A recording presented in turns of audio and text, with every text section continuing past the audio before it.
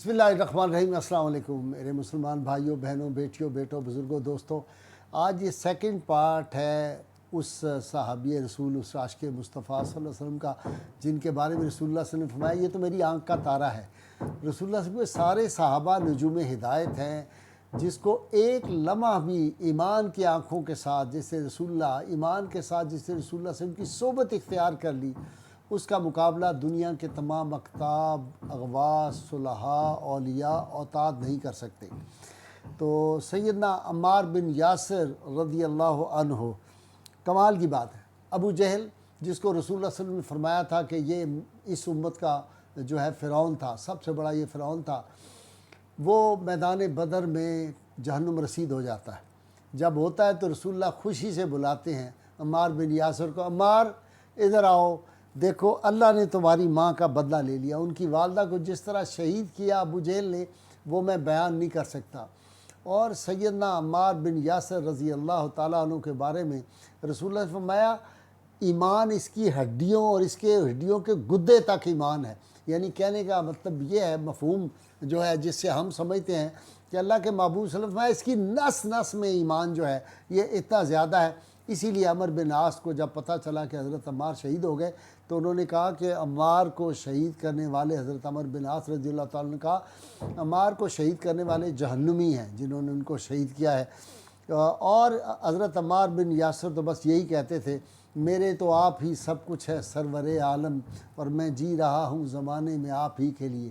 یہ ان کا عشق رسول، ان کی محبت رسول تھی۔ اور زبردست بات جی، جب یہ اللہ تعالیٰ کا خاص کرم ہوتا ہے کہ اللہ تعالیٰ جو ہے نا ان لوگوں کو چن لیتا ہے۔ آپ کو پتہ ہے کہ ان پہ اتنے ظلم ہوتے تھے، پہلے ان کو کوڑوں سے مارتے اور مارنے کے بعد پھر ان کے جسم کو داغتے تھے سلاخوں سے اور کوئلوں سے، ان کو جلاتے تھے ان کے جسم کو، لیکن اس کے باوجود یہ راہ ہدایت سے، وہ جو میں نے کہا تھا نا کہ اذیتوں کے لا متناہی سلسلے تھے، مصائب و آلام، ظلم و جور کی آندیاں چل رہی تھیں، اس میں بھی استقامت کا کوہ صفا جو تھا اس کا نام عمار بن یاسر تھا۔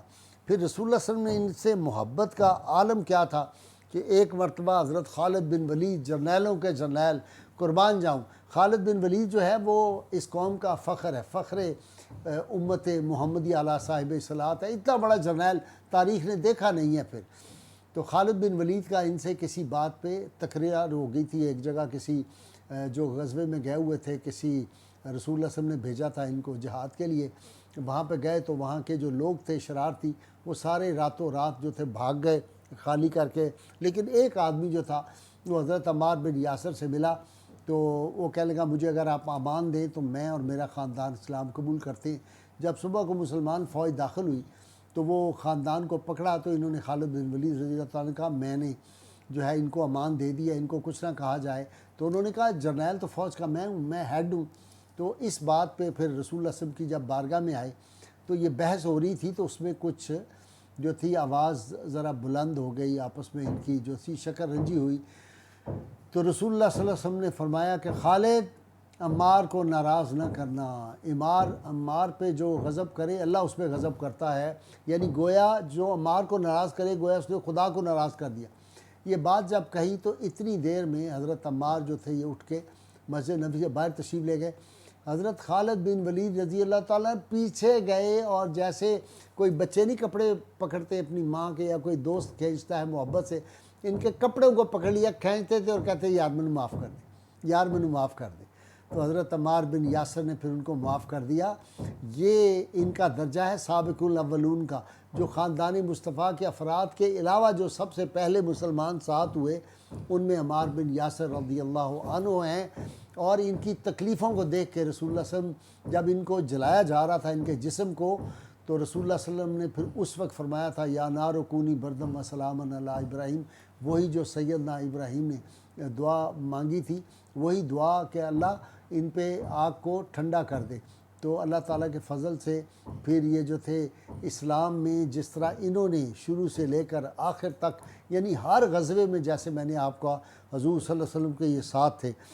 اب ان کی عظمت کا ایک اور اندازہ کر لیجئے، سرداران قریش سیدنا عمر فاروق رضی اللہ تعالیٰ عنہ کو ملنے کے لیے آتے ہیں۔ کون کون تھے؟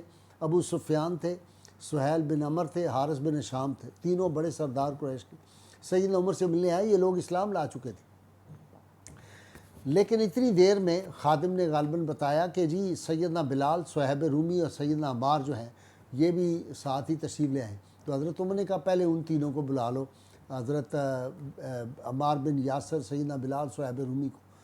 جو بھی گفتگو کرنی تھی بیٹھے، تھوڑی دیر بعد کام جو ہو گیا تو یہ واپس چلے گئے۔ تو پھر ابو سفیان، سہیل بن عمر اور حارث بن ہشام کو بلایا گیا۔ جب ان کو بلایا تو انہوں نے تھوڑا سا شکوہ کیا کہ جناب ہم سرداران قریش ہے اور ہمیں جو ہے وہ ہماری نسبت ان غلاموں کو پہلے بلایا گیا۔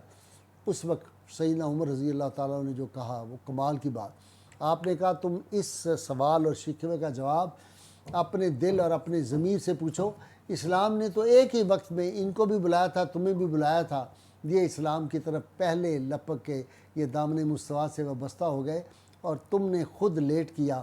تو یہ ان کا مقام تھا سیدنا عمار بن یاسر رضی اللہ تعالیٰ عنہ کا۔ اور جیسے میں نے کہا تھا کہ اتنے بزرگ اور سیدنا علی مرتضیٰ کے عاشق 93 سال کی عمر میں یہ اس طرح لڑے تھے جیسے 27 سال کا کوئی نوجوان جو ہے وہ جاتا ہے۔ ایک دن شام کو جنگ صفین کے موقع پر شام کو غروب آفتاب کے وقت ان کو پیاس لگی تو یہ دودھ پی رہے تھے، اور دودھ کے ابھی چند گھونٹ پیے تھے تو انہوں نے فرمایا کہ رسول اللہ صلی اللہ علیہ وسلم کا فرمان مجھے یاد آ گیا، آپ نے فرمایا تھا تم آخری گھونٹ جو پیو گے وہ دودھ پیو گے تم، اور پھر جو تھے اس کے بعد یہ گئے اور ان کی جو شہادت ہو گئی۔ اور اس سے پہلے جب یہ زخمی تھے تو انہوں نے کہا میں نے دیکھا ہے جنت کے دروازے کھولے جا چکے ہیں، حوران بہشتی جو ہیں وہ مزین ہو چکی ہیں، یعنی ان کو یہ مقام تھا۔ ان کے بڑے بڑے دلچسپ واقعات ہیں۔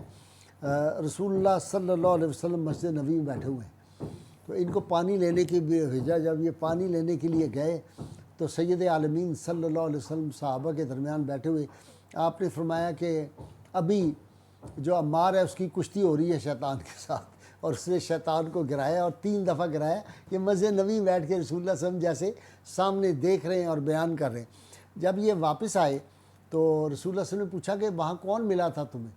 کہنے لگے جی ایک کالا سیاہ آدمی تھا، بڑا بد شکل، بڑا بدبودار، وہ مجھے پانی نہیں لینے دے رہا تھا کنویں سے، تو میں نے اس کو گرا دیا۔ پھر دوبارہ میں پانی لینے کا، پھر وہ آیا، میں نے اس کو 3 دفعہ گرایا، اور پھر میں نے نیت کی کہ میں اس کا ناک کاٹ دوں۔ میں جب اس کے بہت قریب گیا تو اس کے جسم سے اور ناک سے ایسی غلیظ بدبو آ رہی تھی، پھر میں اس کو چھوڑا، پانی میں لے کے آیا ہوں۔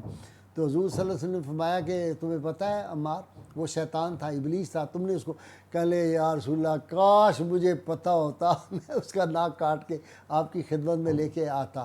پھر اس طرح سیدنا فاروق اعظم رضی اللہ تعالیٰ نے ان کو گورنر مقرر کیا تھا کوفے کا، اور کچھ عرصے بعد انہوں نے جب کیا تو سیدنا عمر نے جو نوٹیفیکیشن جاری کیا اس میں لکھا ہوا تھا کہ ان کا احترام کرنا اور ان سے رہنمائی لینا عمار بن یاسر سے۔ پھر کچھ عرصے کے بعد جب سیدنا عمر نے ان کو واپس بلا لیا، کسی اور کو گورنر مقرر کیا، تو ان کو بلا کے پوچھا کیا آپ نے محسوس تو نہیں کیا، آپ ناراض تو نہیں ہیں؟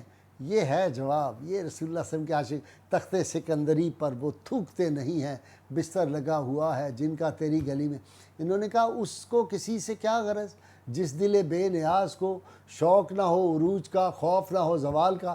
کہنے لگے بھائی مجھے تو جب آپ نے مقرر کیا تھا مجھے اس وقت بھی کوئی خوشی نہیں، میں تو اس وقت بھی نہیں چاہتا تھا، میں ان عہدوں کا یا اس ساری زندگی اتنی سادگی سے گزاری، اور رسول اللہ صلی اللہ علیہ وسلم کی محبت میں یہ ساری زندگی انہوں نے گزاری۔